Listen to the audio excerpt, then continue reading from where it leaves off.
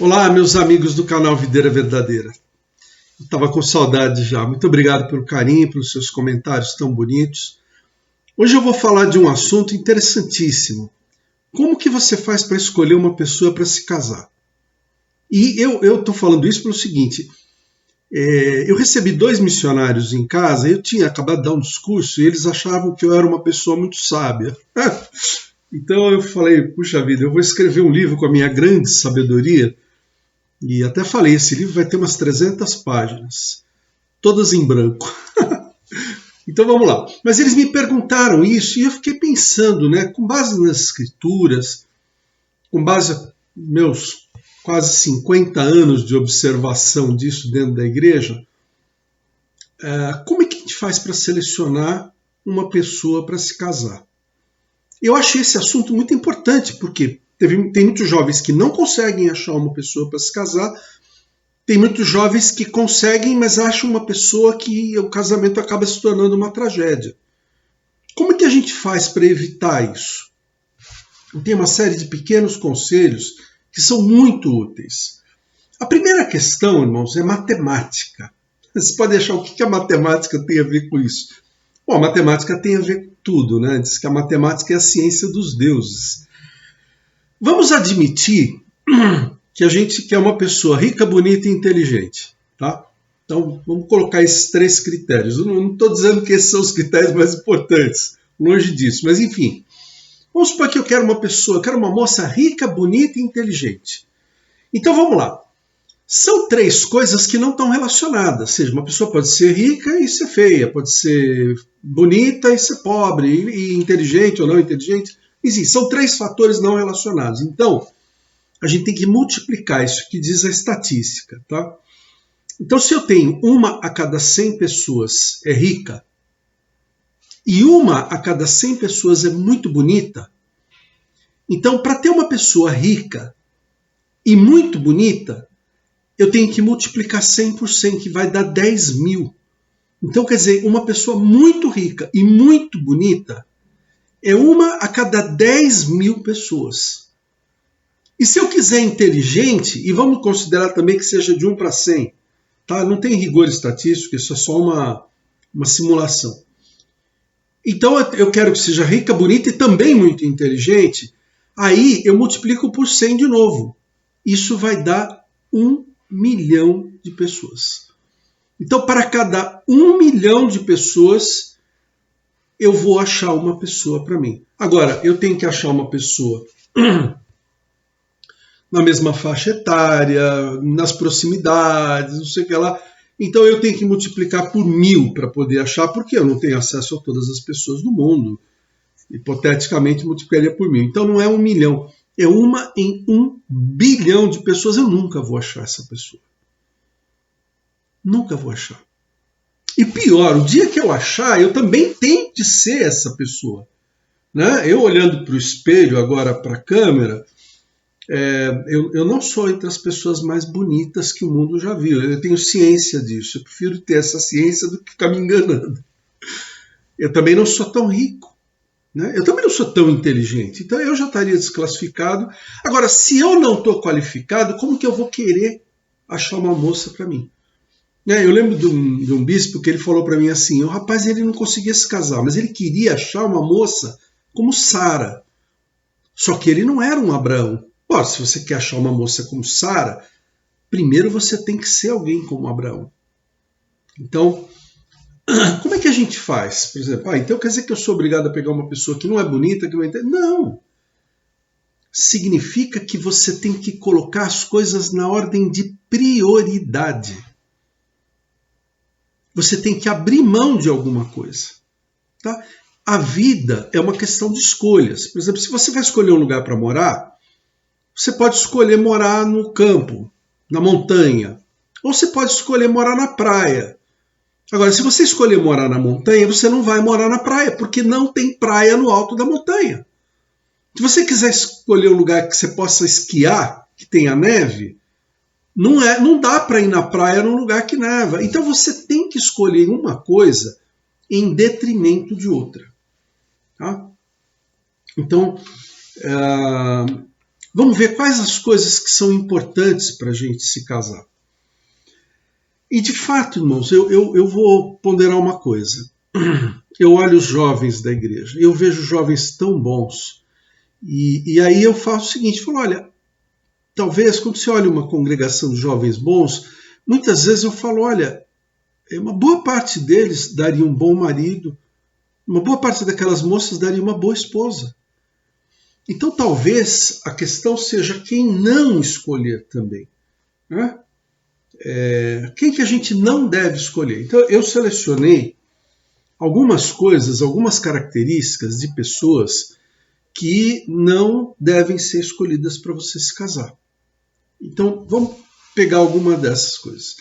A primeira coisa é a questão de um problema mental sério, um problema emocional sério, uma doença séria como bipolaridade ou transtorno obsessivo compulsivo ou depressão. Mas não normal, porque todo mundo tem um pouco de bipolaridade, todo mundo tem um pouco de toque. Eu estou falando de casos mais extremos, em que a pessoa tem um tratamento médico, alguma coisa assim. Por quê? Porque eu já vi pelo menos 4 ou 5 casamentos que foram totalmente destruídos por causa disso.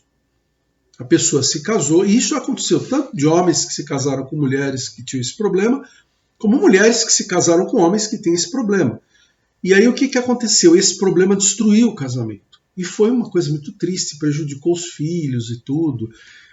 Então, às vezes, uma pessoa que tem um problema desse nível, ela pode acabar com a vida da família toda. Então, eu não recomendo casar com uma pessoa assim. Tá? Mas eu estou falando de casos extremos, tá? Não estou falando assim, então aquela pessoa, sei lá, ele coloca as camisas da mais clara para mais escura, eu não posso me casar. Não é assim, não tem que ter bom senso, né? E a segunda coisa é que são questões ligadas a caráter. Então vamos lá. Uma pessoa que pode ser dada a traição, uma pessoa que você não consegue confiar nela, dada a mentira, a traição, irmãos, fuja desse tipo de pessoa. Fuja desse tipo, você vai viver uma vida de tristeza. Né? Um homem ou uma mulher cujo cônjuge ele não tem certeza se está traindo ou não, é um sentimento horrível, é horroroso viver nessa situação. Né? Eu nunca vivi nisso, eu viajo tudo e nunca tive problema. Minha esposa é uma pessoa extremamente fiel, extremamente leal em todos os sentidos. E eu também nunca dei motivo para ela, então eu nunca fiz nada. Quando viajar, eu me mantenho no meu canto e tal. Procuro não fazer nada errado. Então, quer dizer, uma pessoa que não é fiel ou que pode não vir a ser fiel, não é uma pessoa boa a se casar. Tá? A gente precisa confiar na pessoa, poder confiar. A segunda coisa é uma pessoa ociosa. Uma pessoa que não gosta de trabalhar, que não gosta de fazer nada, tudo. Essas pessoas também podem destruir um casamento. Né? Tanto de um lado como de outro. Nesse caso, a moça... uma moça ociosa também é ruim, mas enfim, como é o marido que é o provedor, eu suspeito que um marido ocioso cause mais dano. Tá? Mas uma esposa ociosa também. E quando eu falo ociosa, não é que a pessoa não trabalha, eu estou falando de uma pessoa que não quer se mexer para nada. Também não é uma coisa assim. O fato de uma mulher não ter um emprego não significa que ela é ociosa, não. Que isso? Pelo contrário. Vai cuidar de uma casa, cuidar de filho e tudo, você vai ver o que é bom. Né? Então, quer dizer, eu estou falando de ociosidade mesmo. Né? Um rapaz que está sem ter o que comer e fica lá assistindo televisão o dia inteiro, tudo, que não está preocupado com nada. Eu estou falando de um caso mais extremo, então não entenda isso da maneira errada. Mas uma pessoa ociosa não é uma boa pessoa para você se casar, não. E aí, tem 2 palavras que eu vou explicar o significado, que são pessoas que você deve evitar. É uma pessoa rixosa e uma pessoa irascível. Tá? Agora vamos explicar o que significa isso. Rixosa vem da palavra rixa. É uma pessoa que sempre está entrando em conflito, é uma pessoa que fica arrumando futrica, problema, criticando o tempo todo arrumando inveja, discussão e tudo. Então, quer dizer, essa é uma pessoa complicada de se viver. A Bíblia diz que melhor é morar no deserto, e morar no deserto é horrível, tá? Mas melhor é morar no deserto do que com uma mulher rixosa. Tá? Ele falou mulher rixosa, mas foi a Bíblia que falou, não fui eu. Tá? E existe uma pessoa irascível. Assim como rixosa vem de rixa, irascível vem de ira, que é uma pessoa dada à ira, dada à violência. Né? Então, um homem, por exemplo, que num momento de ira ele pode espancar a mulher. Esse homem não merece se casar. Tá? Isso pode acontecer com uma mulher? Pode acontecer, e já vi casos, tá? Mas é menos comum. As mulheres a compleição física do homem é mais forte que a mulher, né? Então quem acaba sofrendo mais com a ira é a mulher. Mas como eu disse, isso aí é uma estatística, não é uma regra 100% não. Agora, se você tem uma pessoa que é uma pessoa que você sabe que é fiel, que ela trabalha, que ela se esforça, e que ela é uma pessoa boa, sabe? Uma pessoa que você consegue ser um amigo, que você consegue conversar, que você consegue ter um diálogo, que é uma pessoa agradável de estar do lado, você pode construir um relacionamento com ela. É o contrário. Se você tirar as pessoas, e esses casos que eu citei de ira, de rixa, são casos extremos. Não, uma pessoa que é impaciente não é necessariamente uma pessoa irascível. Tá? Existem graus. Então eu estou falando de um grau alto, de uma pessoa realmente propensa à violência, ou uma pessoa propensa à rixa. Mas perfeito nenhum de nós é. Então, quer dizer, se eu elevar muito a barra, eu não passo nela. Tirando esses casos, você constrói a sua relação. Então, o casamento é feito de duas pessoas imperfeitas, comprometidas em chegar a um determinado ponto, comprometidas em chegar à perfeição. E as pessoas são imperfeitas. O mais forte ajuda o mais fraco. Por exemplo, eu tenho coisas que eu sou melhor do que a minha esposa. Eu ainda não descobri, mas ela disse que sim. Mas tem coisas que ela é muito melhor do que eu. Ela percebe as coisas mais rápido do que eu, ela consegue ver comportamentos e tudo muito melhor do que eu. Ela tem um grau de sensibilidade muito superior ao meu. E eu sou estatístico, matemático, analista de sistemas, então eu sou bem quadradinho, né? E a cabeça dela não é assim, é uma cabeça diferente. Quando a gente soma os dois lados, é uma coisa muito boa, porque eu adiciono onde falta para ela, ela adiciona onde falta para mim, a gente se vira com isso. É um relacionamento perfeito? Não é. Tem problemas? Tem. Mas são duas pessoas imperfeitas buscando juntos a perfeição. É isso que a gente espera das pessoas. Né? Com relação àquela história de rico, bonito e inteligente, irmãos, eu vou dizer sinceramente, bonito é uma questão muito complicada. Porque bonito é a pessoa que é bonita para você. Sabe? Ninguém precisa ter a forma perfeita.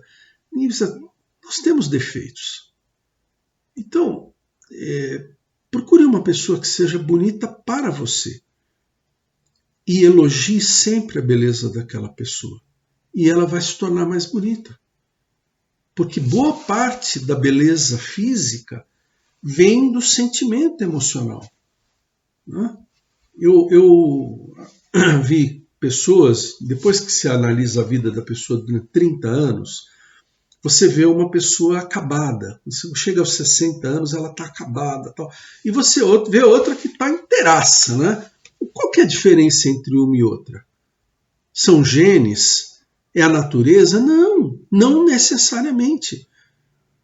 É o grau de sofrimento que a pessoa faça, de inaceitação, mas uma pessoa feliz é uma pessoa mais bonita. Então, quer dizer, a beleza é uma coisa assim, se você vai selecionar uma pessoa só pela beleza, muito cuidado. você vai ter que abrir mão de alguma coisa. Se você abrir mão da coisa errada, isso vai ter um preço mais para frente. A mesma coisa, por exemplo, quando você fala escolher uma pessoa pela capacidade financeira dela. Cuidado com isso. A frase mais interessante veio de Sister Hinckley, esposa do presidente Hinckley, ambos falecidos já.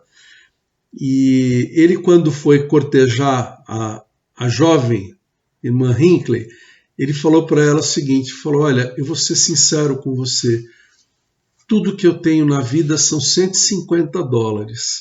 E aquela mulher é admirável, ela tem um senso de humor assim, refinado e uma presença de espírito maravilhosa.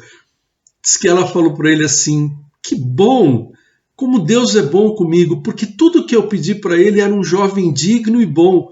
E ele me deu um jovem digno e bom e ainda me deu mais $150. Foi dessa maneira que ela enxergou a coisa e eles acreditaram. Tá? Pensa numa mulher que se casa com um estudante que não consegue parar para trabalhar porque a faculdade exige muito dele, que ele está lutando, então ela tem que trabalhar em 2 empregos para poder sustentar a casa. E aí quando falta dinheiro, ele convida ela para ir no hospital vender sangue. No Brasil isso é proibido, mas nos Estados Unidos não é. Então não fizeram nada ilegal. E aí esse homem falou o seguinte, falou, olha, quando os pais dela souberam que eu fazia ela trabalhar em 2 empregos e ainda arrancava o sangue dela no intervalo, eles pensaram assim, olha, não deve ser grande coisa de marido. Mas esse homem é o presidente Russell M. Nelson. E essa irmã que fez esse esforço foi a primeira esposa dele, a irmã Denzel. Ele foi não só um marido exemplar, como ele foi exemplar em tudo, na profissão, na igreja, no caráter. E olha, eu vou dizer uma coisa, o maior elogio que eu já vi dado ao presidente Nelson não foi nem das suas qualidades proféticas, nem das suas qualidades como médico. Mas eu ouvi um comentário de que as turmas que ele ensinava na universidade eram as turmas mais bem-sucedidas. E que, ao contrário dos outros médicos, que eram muito duros, muito rígidos, gritavam, brigavam, ele era sempre uma pessoa amável. O presidente Nelson é um homem de Deus. Ele tem aquela amabilidade. Então, quer dizer, a irmã Denzel, ela não se casou com um apóstolo, não se casou com um profeta, nem se casou com um grande médico. Ela se casou com um homem bom e digno. Era tudo o que ela tinha. E é isso que nós precisamos. Enxergar as coisas como elas podem se tornar e como nós podemos construir juntos. Tá? Bom, eu espero ter ajudado e muito obrigado por todo o carinho que vocês têm comigo.